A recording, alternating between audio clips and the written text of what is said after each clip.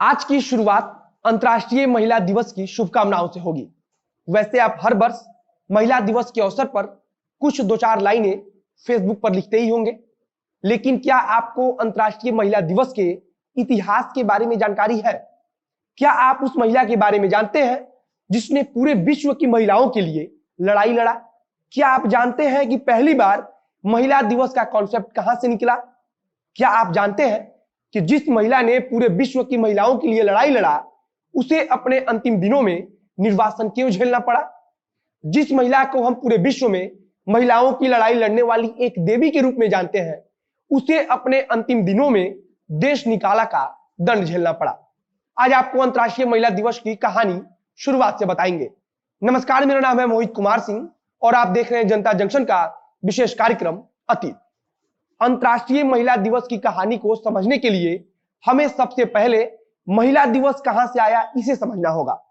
हमारे देश में या फिर विश्व के अनेकों ऐसे देश हैं जहां मजदूर आंदोलनों ने एक सकारात्मक सुधार लाया है। महिला दिवस भी एक मजदूर आंदोलन से निकला बीज ही है, जो आज एक विशाल वृक्ष बनकर महिलाओं के हितों के लिए पूरे विश्व को एकजुट और जागरूक कर रहा है। कहानी की शुरुआत साल 1908 से होती है।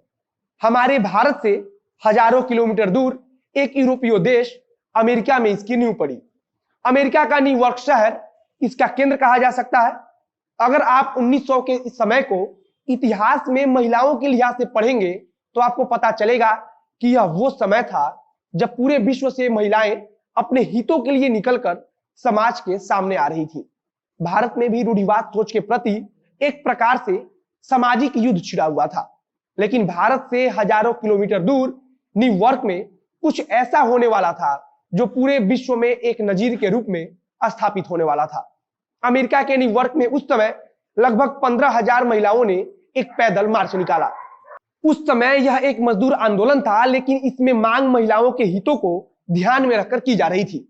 आंदोलन करने पर उतारू महिलाओं ने मांग की थी कि उन्हें नौकरी में जितना घंटा काम कराया जाता है उससे कम घंटा काम कराया जाए। इसके अलावा समान वेतन और मतदान का अधिकार भी दिया जाए। उस समय यह आंदोलन पूरे अमेरिका में काफी प्रसिद्ध हुआ। आंदोलन के अगले साल सोशलिस्ट पार्टी ऑफ अमेरिका ने इस दिन को राष्ट्रीय महिला दिवस घोषित किया था। अब सबसे अहम जानकारी आपको यह दे दूं कि जिस दिन को राष्ट्रीय महिला दिवस घोषित किया गया था वह 8 मार्च नहीं बल्कि 28 फरवरी का दिन था। 1909 के 28 फरवरी को पहला राष्ट्रीय महिला दिवस मनाने का ऐलान सोशलिस्ट पार्टी ऑफ अमेरिका ने किया था। अब तक सिर्फ राष्ट्रीय महिला दिवस की बात हो रही थी, लेकिन अब यह आंदोलन पूरे विश्व में पहुंचने वाला था, जिसे हम और आप अंतर्राष्ट्रीय महिला दिवस के नाम से जानने वाले थे। अंतर्राष्ट्रीय महिला दिवस का आइडिया एक महिला का ही था जिसका नाम क्लारा जेटलिन था। 1909 के बाद 1910 में कोपेनहेगन में महिलाओं से संबंधित एक कॉन्फ्रेंस आयोजित किया गया था। यह एक इंटरनेशनल कॉन्फ्रेंस था जो कामकाजी महिलाओं पर केंद्रित था।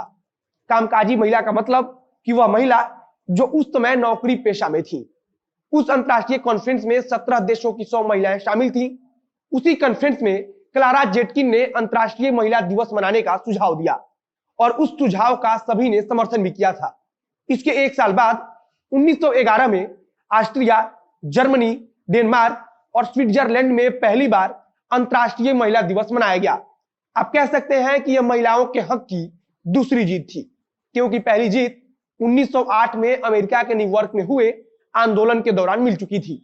एक सवाल आपके मन में आ रहा होगा कि अमेरिका में राष्ट्रीय महिला दिवस की घोषणा 28 फरवरी को की गई थी, तो फिर अंतर्राष्ट्रीय महिला दिवस 8 मार्च को क्यों चुना गया? हो सकता था कि 8 मार्च की जगह पर किसी और दिन को भी चुन लिया जाए, लेकिन इसके पीछे भी एक अलग कहानी है। हमने जिस क्लारा जेटलिन का नाम लिया था, उन्होंने अंतर्राष्ट्रीय महिला दिवस मनाए जाने का सुझाव तो दिया था, लेकिन इसके लिए किसी दिन का चुनाव नहीं किया था। 8 मार्च की तारीख चुने जाने की कहानी रूस से निकलती है। 1917 में युद्ध चल रहा था। उसी युद्ध के दौरान रूस की महिलाओं ने ब्रेड एंड पीस नाम से एक आंदोलन शुरू किया।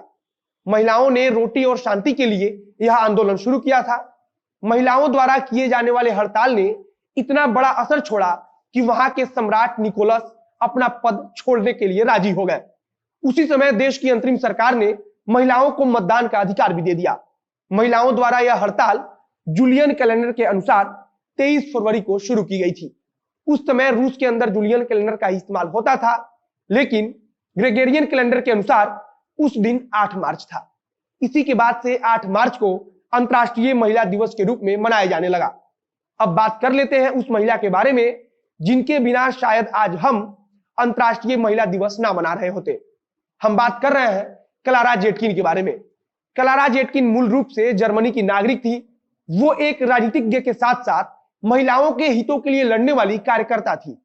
कभी जर्मनी की सोशल डेमोक्रेटिक पार्टी में सक्रिय रही, तो कभी जर्मनी की इंडिपेंडेंट सोशल डेमोक्रेटिक पार्टी के लिए कार्य करती रही। बाद में स्पार्टकस लीग में चली गई, जो आगे चलकर जर्मनी की कम्युनिस्ट पार्टी बनी। इनकी जिंदगी काफी उतार चढ़ाव वाली रही है। इन्होंने प्रथम विश्व युद्ध का भी विरोध किया था। हम कोशिश करेंगे कि क्लारा जेटकिन के बारे में एक अलग से वीडियो बनाया जाए, क्योंकि इनकी राजनीतिक जीवन को किसी एक वीडियो में समेट पाना आसान नहीं है।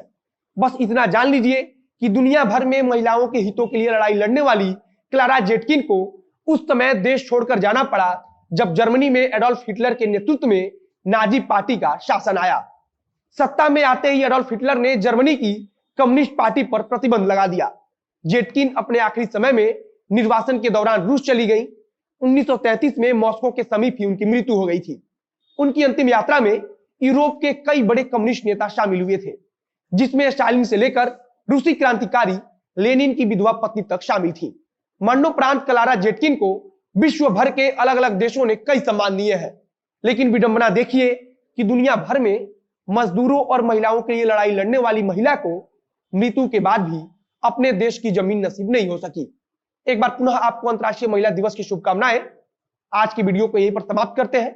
उम्मीद है वीडियो आपको पसंद आया होगा। वीडियो अच्छा लगा तो शेयर कीजिए, फेसबुक पर देख रहे हैं तो पेज को लाइक कीजिए, यूट्यूब पर देख रहे हैं तो चैनल को सब्सक्राइब कीजिए। मिलते हैं फिर बहुत जल्द किसी नई कहानी के साथ। कैमरे के पीछे खड़े हैं वरुण झा और मैं मोहित कुमार सिंह। धन्यवाद।